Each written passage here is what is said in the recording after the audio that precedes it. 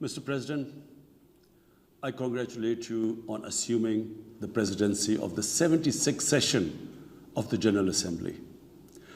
I also wish to express appreciation for the significant achievements of your predecessor, Volkan Bozkır, who guided the Assembly skillfully under the difficult circumstances imposed by the COVID-19 pandemic. Mr. President, the world is facing triple challenge of the COVID-19, the accompanying economic crisis, and the threats posed by climate change. The virus does not discriminate between nations and people, nor do the catastrophes imposed by uncertain weather patterns. The common threats faced by us today not only expose the fragility of the international system, they also underscore the oneness of humanity. By the grace of Almighty Allah, Pakistan has been successful so far in containing the COVID pandemic. Our collaborated strategy of smart lockdowns helped save lives and livelihoods and kept the economy afloat. Over 15 million families survived through a social protection program of Asas. Mr. President, climate change is one of the primary existential threats that our planet faces today. Pakistan's contribution to global emissions is negligible, yet we are among the 10 most vulnerable countries to the effects of climate change in the world. Being fully aware of our global responsibilities, we have embarked upon game-changing environmental programs, reforesting Pakistan through our 10 billion tree tsunami, preserving natural habitats, switching to renewable energy, removing pollution from our cities, and adapting to the impacts of climate change. To address the triple crisis of COVID pandemic, economic downturn, and climate emergency, we need a comprehensive strategy that should include, number one, vaccine equity. Everyone, everywhere, must be vaccinated against COVID, and as soon as possible. Two, adequate financing must be made available to developing countries. This can be ensured through comprehensive debt restructuring, expanded ODA, redistribution of unutilized SDRs, and allotment of a greater proportion of SDRs to developing countries. And finally, provision of climate finance. Three, we must adopt clear investment strategies which help alleviate poverty, promote job creation, build sustainable infrastructure, and of course, bridge the digital divide. I propose that the Secretary General convene an SDG summit in 2025 to review and accelerate implementation of sustainable development goals. Mr. President, because of the plunder of the developing world by their corrupt ruling elites, the gap between the rich and the poor countries is increasing at an alarming speed. Through this platform, I've been drawing the world's attention towards the scourge of illicit financial flows from developing countries. The Secretary General's high-level panel of financial accountability, transparency, and integrity, called the FACT-I panel, has calculated that a staggering $7 trillion in stolen assets are parked in financial haven destinations. This organized theft and illegal transfer of assets has profound consequences for the developing nations.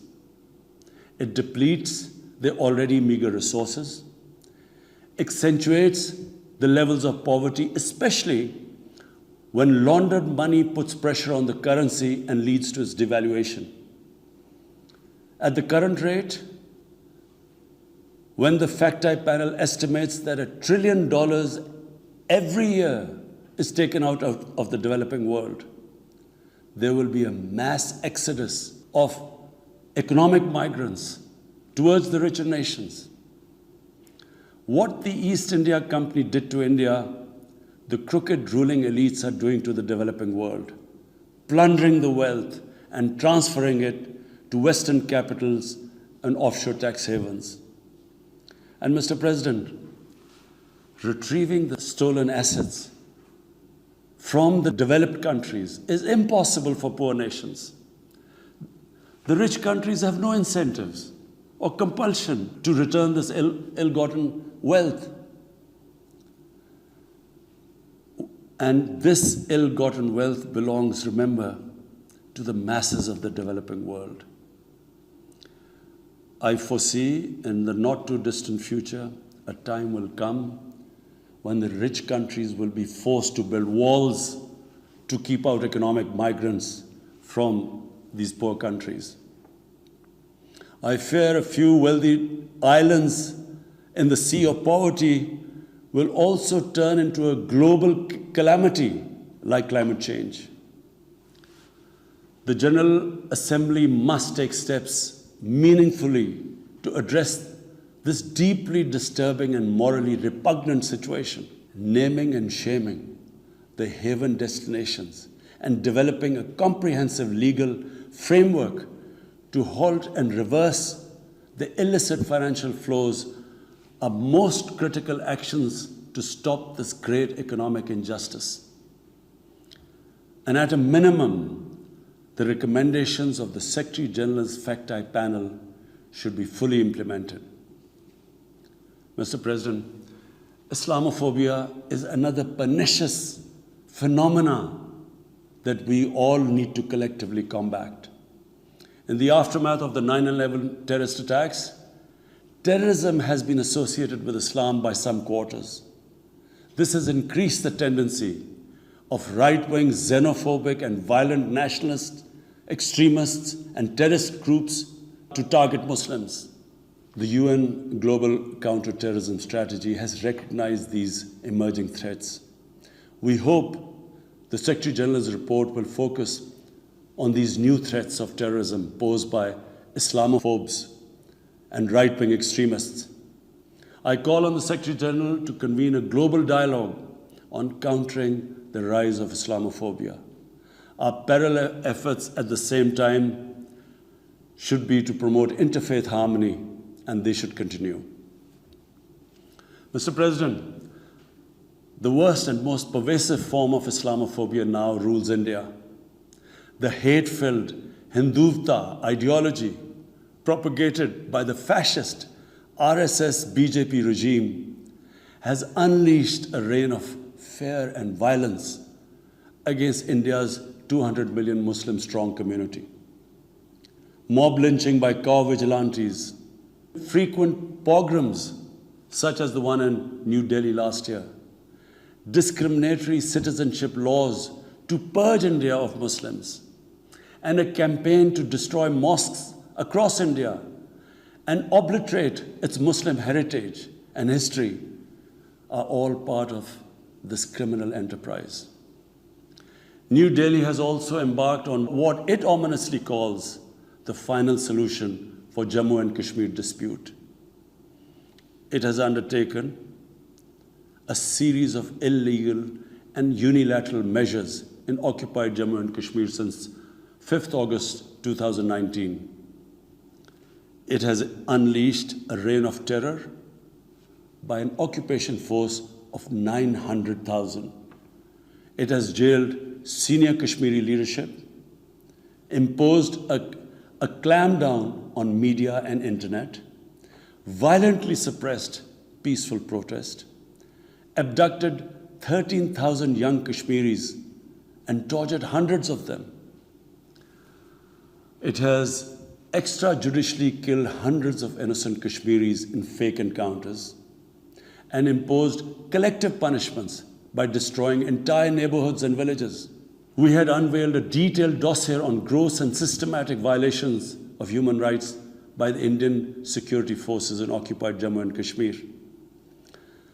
This repression is accompanied by illegal efforts to change the demographic structure of the occupied territory and transform it from a Muslim majority into a Muslim minority. Indian actions violate the resolutions of the United Nations Security Council on Jammu and Kashmir. They clearly prescribe, the resolutions clearly prescribe that the final disposition of the disputed territory should be decided by its people through a free and impartial plebiscite held under the UN auspices. India's action in occupied Jammu and Kashmir also violate international human rights and humanitarian laws, including the Fourth Geneva Convention, and amount to war crimes and crimes against humanity. It is unfortunate, very unfortunate, that the world's approach to violations of human rights lack even-handedness and even are selective. Geopolitical considerations or corporate interests, commercial interests, often compel major powers to overlook the transgressions of their affiliated countries. Such double standards, and the most glaring in case of India, where this RSS-BJP regime is being allowed to get away with human rights abuses with complete immunity. The most recent example of Indian barbarity was the forcible snatching of the mortal remains of the great Kashmiri leader, Sayyid Ali Shah Gilani, from his family, denying him a proper Islamic funeral and burial in accordance with his wishes and the Muslim tradition. Devoid of any legal or moral sanction, this action has been against the basic norms of human decency. I call on this General Assembly to demand that Sayyid Gilani's mortal remains be allowed to be buried in the cemetery of martyrs with the appropriate Islamic rites. Mr. President, Pakistan desires peace with India as with all its neighbors. But sustainable peace in South Asia is contingent upon resolution of the Jammu and Kashmir dispute in accordance with the relevant United Nations Security Council resolutions and the wishes of the Kashmiri people. Last February, we reaffirmed the 2003 ceasefire understanding along the line of control. The hope was that it would lead to a rethink of the strategy in Delhi. Sadly, the BJP government has intensified repression in Kashmir and continues to vitiate the environment by these barbaric acts. The onus remains on India to create a conducive environment for meaningful and result-oriented engagement with Pakistan.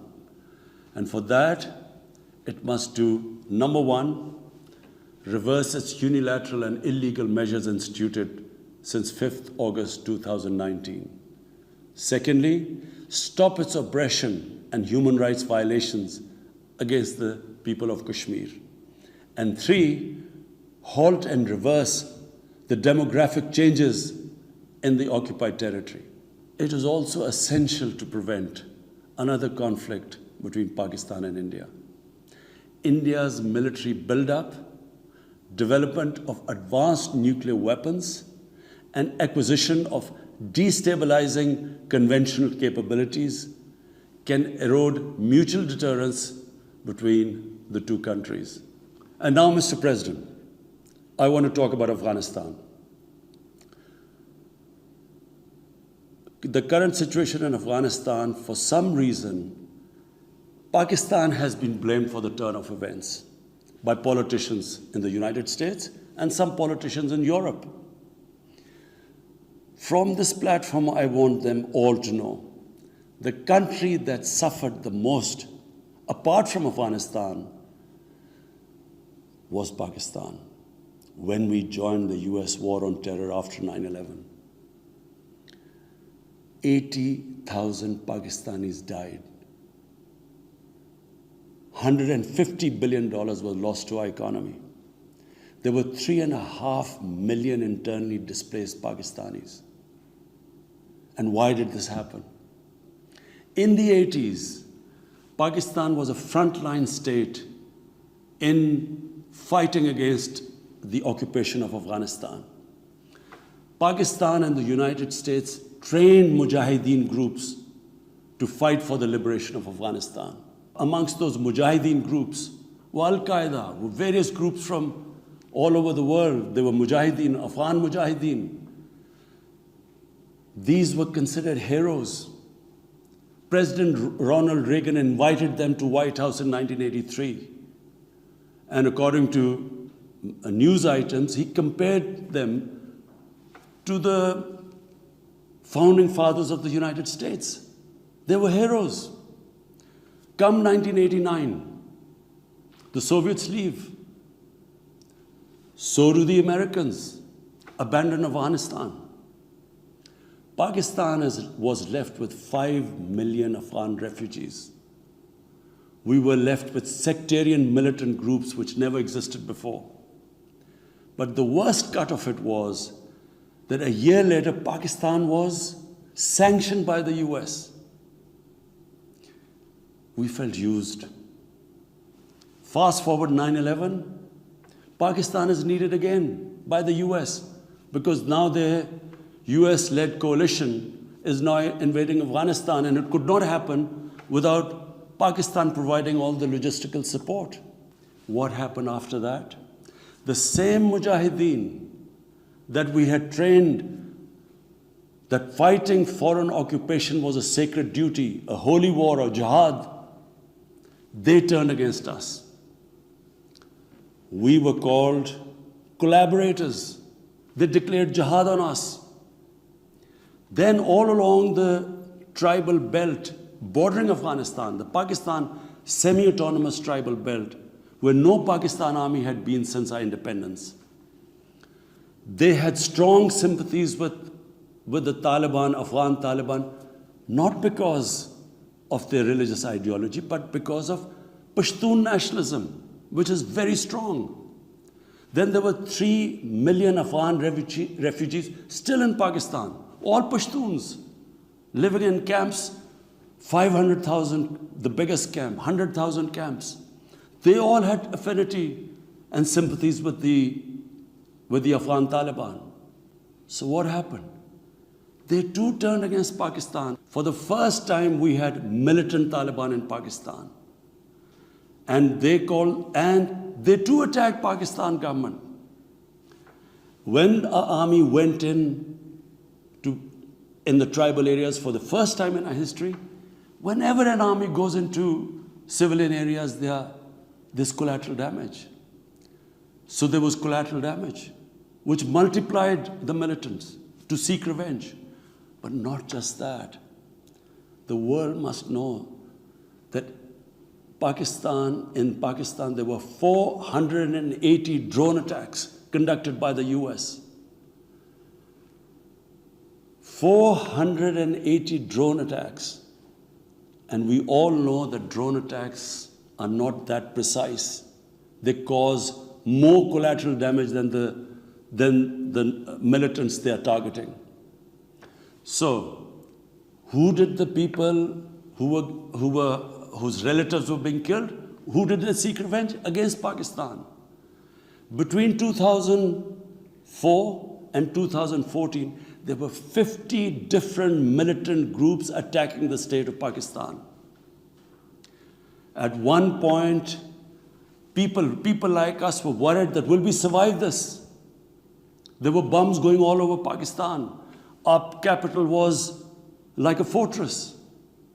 Had it not been for one of the most disciplined army in the world and one of the best intelligence agencies in the world, I think Pakistan would have gone down. So when we hear this at the end, there's a lot of worry about in the US about taking care of the people who helped them, the interpreters and everyone who helped the US. What about us? The only reason we suffered so much was because we became an ally of the US, of the coalition in the war against Afghanistan, where there were attacks being conducted from Afghan soil into Pakistan. At least there should have been a word of appreciation. But rather than appreciation, imagine how we feel when we are blamed for the turn of events in Afghanistan. After 2006, it became apparent to everyone who understood Afghanistan's history that there would be no military solution in Afghanistan. I went to the US, I spoke to think tanks, I met at the time Senator Biden, Senator John Kerry, Senator Harry Reid. I tried to explain to them that there would not be any military solution and political settlement was the way to go forward. No one understood then. And unfortunately, in trying to force a military solution is where US went wrong. And if today,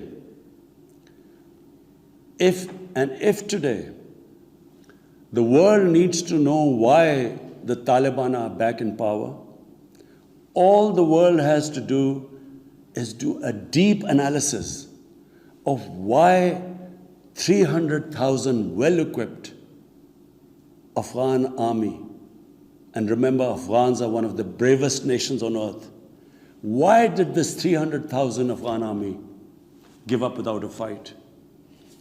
The moment a deep analysis of this is done, the world would know why the Taliban are back in power, and it's not because of Pakistan.